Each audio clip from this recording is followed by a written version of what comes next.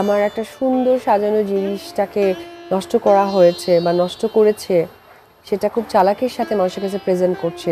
এই দুঃখটাও তো আমার লাগে, তারপরও চিন্তা করি যে থাক। ঢালিউড কিং শাকিব খান এবং তার প্রাক্তন দুই স্ত্রীর নাম জড়িয়ে নানা বিতর্ক কিংবা আলোচনার গল্প নতুন কিছু নয়। তবে ব্যক্তিগত জীবনের বাইরে এবার ভিন্ন কারণে আলোচনার কেন্দ্রবিন্দুতে অপু বিশ্বাস ও শবনম বুবলী। সন্তান লালন পালনের পাশাপাশি তারা যে পেশাগত ক্ষেত্রে কতটা দক্ষ সেটাই এবার প্রমাণ করলেন। 2024 সালের শেষ প্রান্তে এসে তাদের দেখা গেল বিচারকের ভূমিকায়।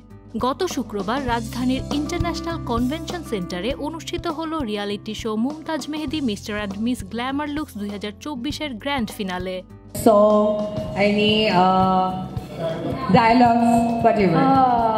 চতুর্থবারের মতো আয়োজিত এই প্রতিযোগিতায় বিচারকের আসন উজ্জ্বল করেন ঢালিউড কুইন অপু বিশ্বাস।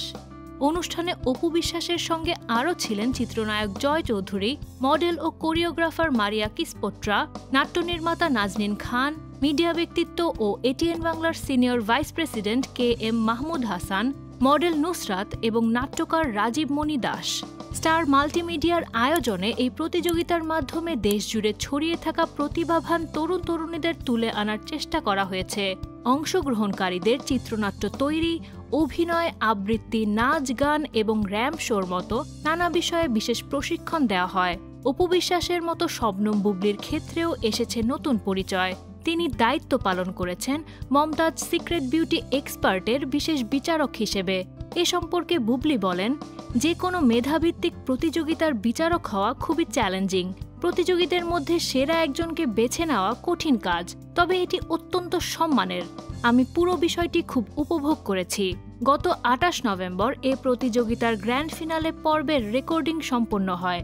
বিচারক হিসেবে বুবলীর সঙ্গে ছিলেন বিউটিশিয়ান কানিজ আলমাস খান এবং হেয়ার স্টাইলিস্ট কাজী কামরুল ইসলাম। অনুষ্ঠানটি উপস্থাপনায় ছিলেন আয়েশা খান। ঢালিউডের দুই জনপ্রিয় অভিনেত্রী প্রমাণ করেছেন যে তারকার জীবন শুধু ক্যামেরার সামনেই সীমাবদ্ধ নয়। নানামুখী প্রতিভা ও দায়িত্ব পালনের মাধ্যমে তারা নিজেদের আরও উজ্জ্বলভাবে উপস্থাপন করতে সক্ষম।